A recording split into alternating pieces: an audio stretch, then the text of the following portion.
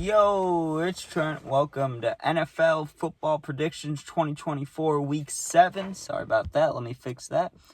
After last week, we are 54-38, which is, again, right up there with the ESPN guys.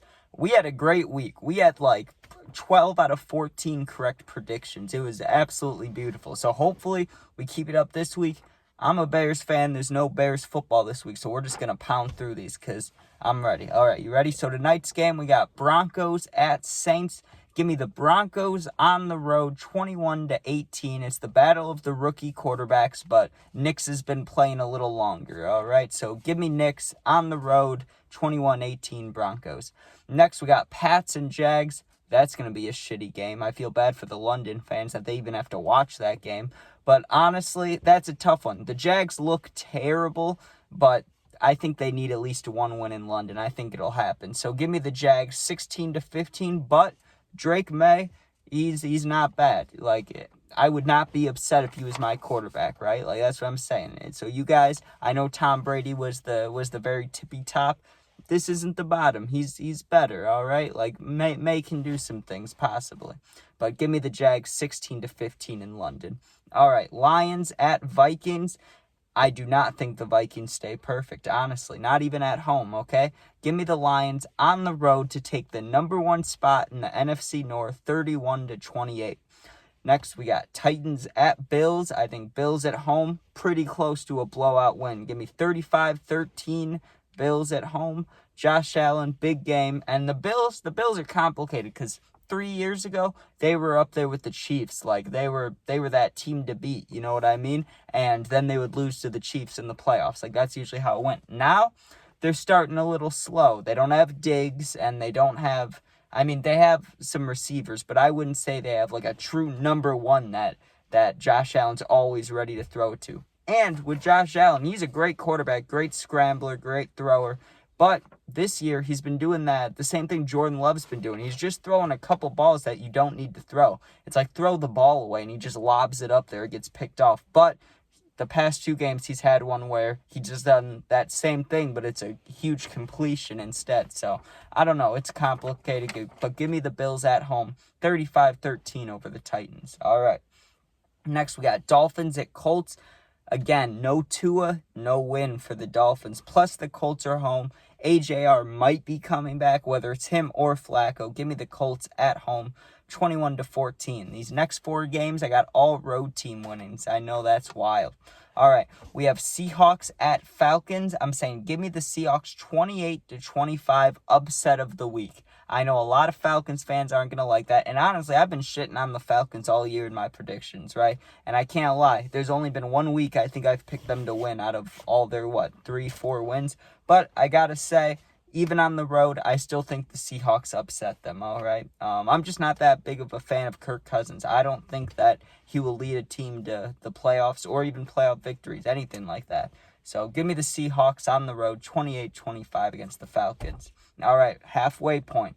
We have the Texans at the Packers. Now, this is not bias. I would tell you, as a Bears fan, if I was being biased here, I truly don't think the Packers will beat the Titans. If I did, I would pick them, okay? I promise you. But honestly, the Texans, they've just been getting better and better and better and better. Stroud's had one bad game, and that was the one game they lost. So, I mean, I don't know. I think their defense absolutely stuffs Jordan Love. I mean, I think Jordan Love will score a few times, throw a few touchdown passes, but I don't think he has it in the fourth, right? I think the Texans D comes up big, gets to him, sacks him a few times.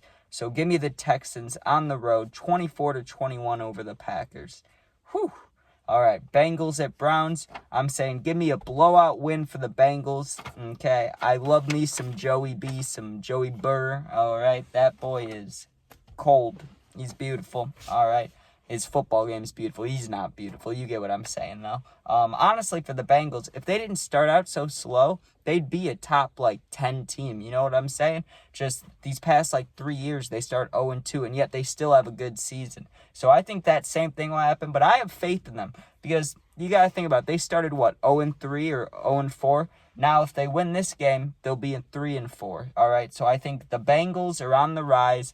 Give me the Bengals on the road, 35-0, blowout win over the Browns. All right. couple left. We got Eagles at Giants. The Giants are improving for sure, but it's not enough, especially against the Eagles. I mean, the Eagles aren't as good as they were a couple years ago, just like the Bills. They've kind of died down a little bit, but they're still better than the Giants. The one bright spot for the Giants, though, is Neighbors. Will he play? I hope he does because he's at my fantasy team. All right, gave me the Eagles, though, on the road, 20-17 over the Giants. But Malik Neighbors, I hope he plays. All right, we got Raiders at Rams. I'm predicting Kyren Williams is going off. I'm not saying a huge game, not like a 200-yard rushing game or anything, but I think he at least has like 140 yards on the ground, maybe 20 over the air. So give me the Rams at home, 28-24. Matty Stafford, let's see what you can do. You know, he's been good for years. He's had a couple rough games recently. Let's see him go out there and ball. Give me the Rams at home. 28-24. We're down to the last 5. All right, Panthers at Commanders. I will say this to you Commanders fans because we're playing you next week. Jaden Daniels is not Caleb. I know you want him to be, and I know you guys are doing good, but he's running way too much. And trust me, as a Bears fan, I know when you have a quarterback that can pass and throw, it feels pretty good. You're like, oh my God, he can do everything. He can run forever. But here's what's going to start to happen. Eventually, something's not going to work. You're going to keep trying to run it with him. That's not going to work, and then you're going to get him hurt. The same fucking thing the Bears did with Fields. They just, they gave him no choice but to run for his life. Now, I know the Commanders have a better offensive line. Jaden Daniels isn't running for his life at all. He's running when he wants to and where he wants to. I don't think he keeps that up for years and years to come. You get what I'm saying? Like, maybe this year, maybe for another half year, but I don't think he's not going to be mobile forever. You get what I'm saying? So, but I still think they blow out the Panthers. 35-13 at home Commanders, but JD, not Caleb. All right. Chiefs at 49ers, the battle of the bigs. Debo is questionable and Mason is questionable. That doesn't give me faith. If they were both ready to play right now, I'd pick the 49ers. But the Chiefs are too good to... there can't be any slack there, and there's slack there for the 49ers. So give me the Chiefs on the road, 35-34. But like I said, it's the battle of the bigs, the big teams. Who knows? Anything can happen. All right, Jets at Steelers. This is Russ's first game back, so I don't think he'll have, a crazy amount of yards. He'll have to get back into everything, and he won't be running as much because didn't he have a knee injury or leg injury or something? So I think he'll be careful running, but I still think the Steelers win. It'll also be Davante Adams' first game if he plays, but I think that the teams are going to be like, well, they already knew before Davante came to Rodgers, right? What do you have to do to beat the Jets? You stop Breece Hall. Okay, if you stop Breece Hall, what's the next thing now? Well, the only guy he's going to throw to is Lazard. Well, now Lazard is Davante Adams, right? So you cover Davante, you cover Breece Hall. Steelers will get the win at home, 20-10. With their defense, I believe in them.